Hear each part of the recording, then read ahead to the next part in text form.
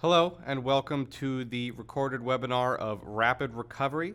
My name is Sam Peck. I am a solutions architect with Dell Software Group, and I will be walking you through the software today. What you're viewing right now is the core console. As you can see, it is a web-based console, meaning that you can access it from any location on the network. If you're off the network, a VPN connection into the LAN will give you access as well. The console itself is very user-friendly and easy to navigate. On the left panel, there is a quick access menu. At the top of the menu are links to the main administration pages of the core console itself. Below that is a list of all machines being protected from this particular core. You can click on this arrow to bring up a menu of departments for each individual machine for quick access. At the top of the main console are buttons that allow you to perform the most common functions within Rapid Recovery, such as protecting machines, restoring data, creating archives, or replicating. The core summary screen shows information about each protected machine, such as which repository the data is stored in, when snapshots were taken, and how many recovery points it has. There's also information about machines that are being replicated from a remote core. Below that is information about the repositories. With Rapid Recovery, you use a repository type called Deduplication Volume Manager, or a DVM. Rapid Recovery's repository can be housed on any kind of disk storage, whether it's direct attach, network attached, or a SAN. With Rapid Recovery's repositories, we usually see anywhere between 60 to 90% reduction in data size, depending on the type of data being backed up. We get such good rates because we are globally deduplicating across the entire repository instead of each individual machine, and we are doing it at the block level. There is an option of switching to dashboard view to get a graphical set of information about the environment, such as successful snapshots, machine connectivity, and additional information on the repository. There are two ways to protect your machines with Rapid Recovery. First is with a lightweight agent. This agent will be installed directly on the operating system of the machine, whether it's a standalone physical or a virtual guest. Agents allow for increased functionality, such as application verification checks and live recovery. We'll cover each of these in more detail as we go through the presentation. The second option is agentless. This option, which is available for VMware, integrates both ESXi and vSphere to take snapshots of the VMs. With the latest release, we will support both VMware 5 and 6. Agentless backup allows for automatic VM discovery and protection, simplifying data protection management for large virtual environments. When protecting a machine with Rapid Recovery, it will first take an initial baseline backup of the full system image. Once the backup has been captured, that oftentimes is the only full backup that needs to be taken. After that, Rapid Recovery will take incremental block-level snapshots. The protection schedule for a machine can be adjusted on the machine's summary screen.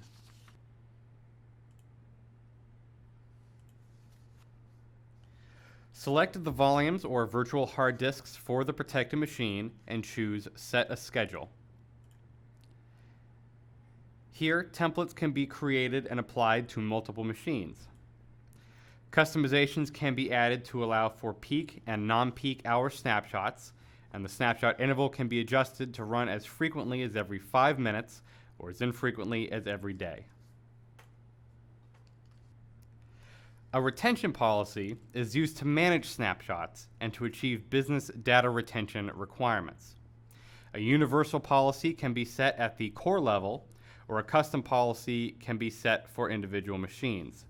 The retention policy uses a nightly roll-up job to consolidate the incremental backups. For example, hourlies are rolled into dailies, which are rolled into weeklies, which are rolled into monthlies, and finally into yearlies if desired. This allows for a wide range of customization for retention, whether it's weeks, months, or years. When replicating to a target core, a disparate retention policy can be configured for retaining data for a longer or shorter time at the offsite location. Related to retention, archiving can be used to create a secondary copy of the data. There are two options for archiving: one-time and continuous archive, also known as a scheduled archive. This allows for longer term retention and adds an additional layer of data redundancy. With Rapid Recovery, there is also the ability to index the archives. This provides you the ability to perform file-level restores directly from an archive without having to restore or import the data to the core. Archives can be directed to local, network, or even cloud storage. There are 4 cloud-connected services that can be used for storage, including Microsoft Azure. Rapid Recovery has multiple granular capabilities to restore individual files, emails, and SQL database items. Each of these recovery points that you see right now is the incremental changes since the last recovery point. However, within the repository, they're all chained together. That means that when a restore is performed from a particular recovery point, Rapid Recovery will build a complete image of what the machine looked like at that particular point in time. Just select the recovery point that has the last known good backup and click on the gear icon on the right side. From this drop-down menu, choose Mount, which brings up a Mount wizard allowing for the selection of volume images. On the next screen, select to utilize the default mount point or choose a different path. It can be mounted as read-only with previous writes, or as writable. To interact with the data and perform restores, you must mount it as writable. A Windows share can also be created for the mount. This can be used to give end users access and reduce administrative burden. Click Finish so that Rapid Recovery can create the mount point at the location that was specified, and then navigate to that location within the Windows Explorer. The mount point folder created will contain the volume images that were selected. At this point, none of the data has been restored, and what is being viewed is the metadata. Performing metadata mounts means that it is unnecessary to pre-allocate any space for the mount point. This metadata is referencing the actual data that is sitting in the repository. All that is needed is space for the items being restored, as well as some scratch disk space for that metadata. From here, all of the data is fully executable. Volumes can be drilled into all the way down to the file level. Once the file needing to be restored is found, a copy and paste or a drag and drop can be used to restore that individual item. By default, the mount point will use the permissions of whoever is creating the mount point. However, if the file needs to retain its original permissions, Paste with Permissions button can be used. For more advanced granular restores, like for Exchange, there is a dedicated restore tool called Mailbox Restore. This tool is included with Rapid Recovery. When using this tool, first open the mounted recovery point and select the Exchange database that is needed for the restore. Mailbox Restore will expand on the EDB and list the mailboxes. These mailboxes can be drilled into, and restores can be done for individual emails, calendar items, contacts, and even attachments inside emails. A quick search using keywords can be done, and for a more advanced search, a custom query with multiple search parameters can be created. Once the item needed for the restore is found, multiple restore options are available.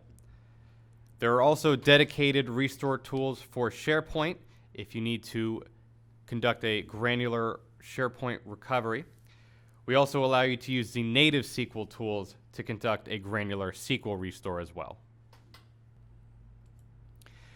When performing larger scale restores where a data volume or even an entire machine is needed to be recovered, Rapid Recovery has a feature for eliminating downtime called Live Recovery. With this feature, users will be able to access their data right when a restore is initialized. It is important to note that this feature only applies to machines being protected by an agent. So now we'll switch over to my Exchange machine so that we can simulate an outage. To simulate a crash scenario where corruption, hardware failure, or human error has occurred, the Exchange databases on this machine will be formatted.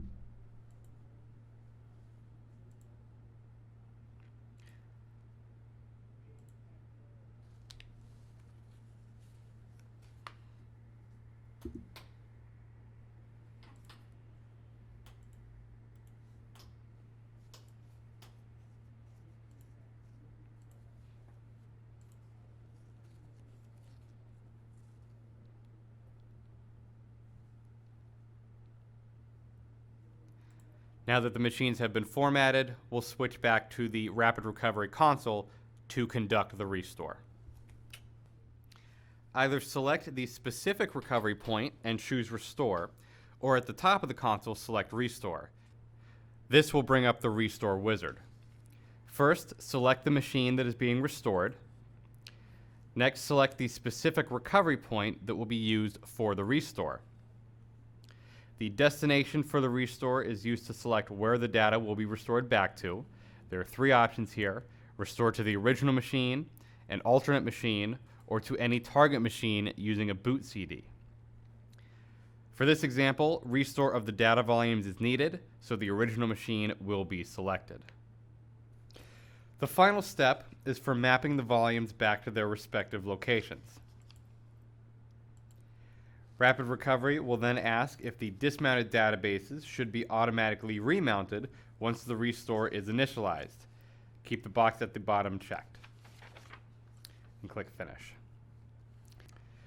To see the benefits of Live Recovery, we've gone back to the Exchange machine. Now first, you'll notice it's going to appear as if the volumes deleted have been fully restored. However, this is not the case.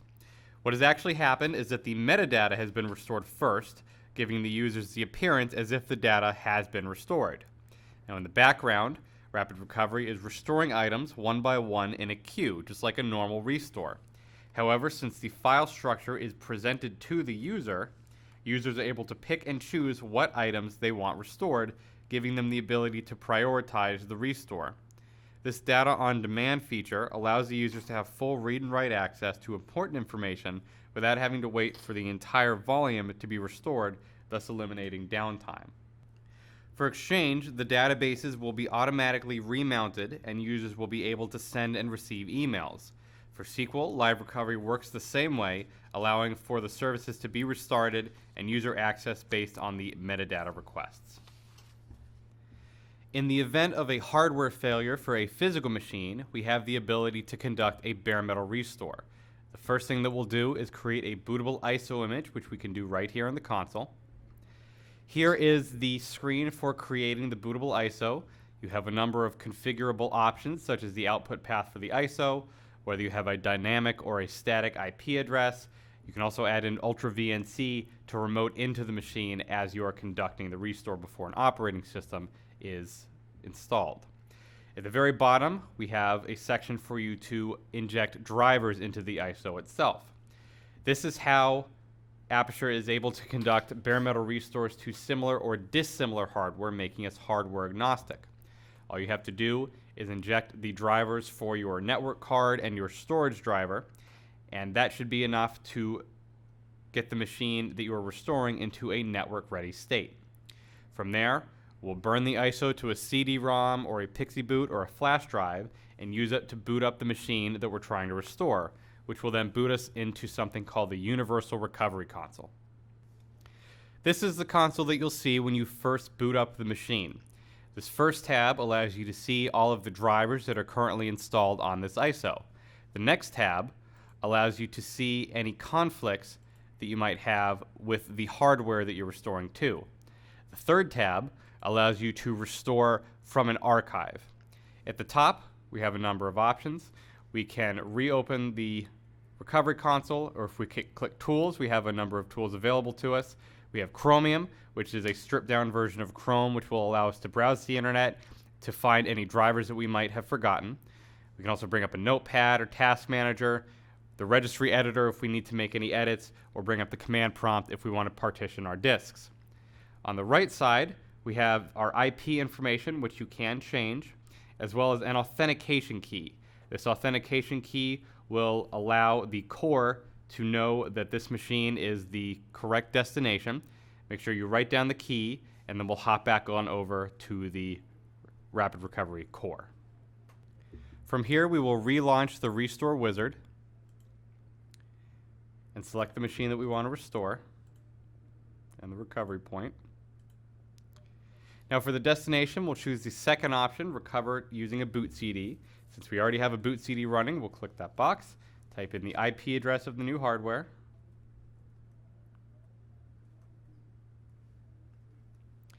and the authentication key.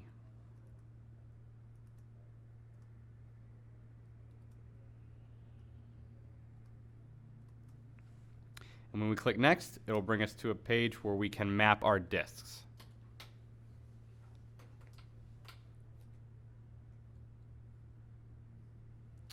So from here, we can choose to map our volumes to our physical disks.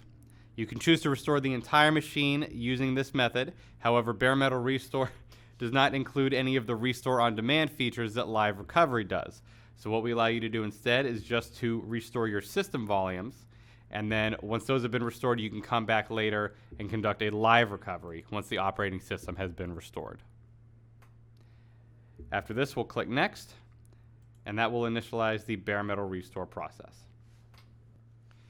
If the machine that you're restoring is not a physical machine but is a virtual machine, we have another feature called Virtual Export, which is used to create images for one-time or continuous exports. One-time export, as the name implies, is a single point-in-time recovery that can be exported out as a virtual image that looks as that machine did at that point in time. Clients use this feature for performing migrations like physical to virtual or virtual to virtual, and for testing purposes. The second option is continuous export, also known as hot virtual standby.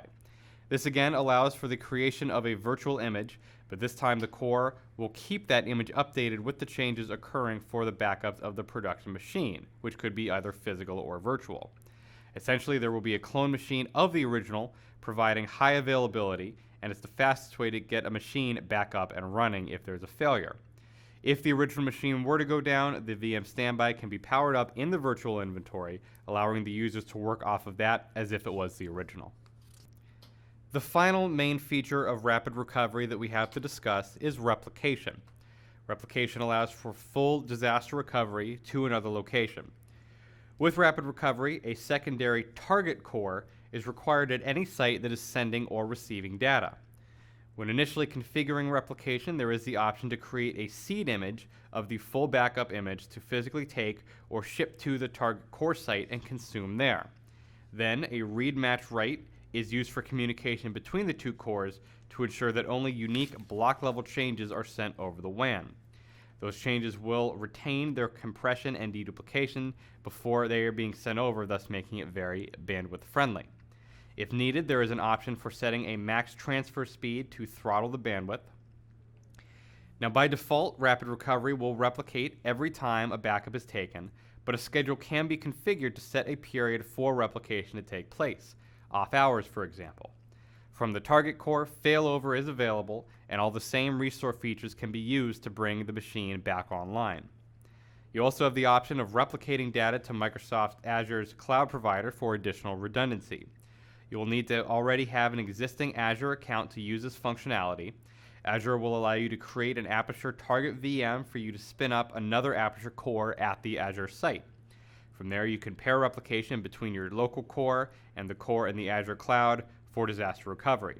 In the event of a disaster at your local site, data can be restored from the Azure cloud to keep you up and running.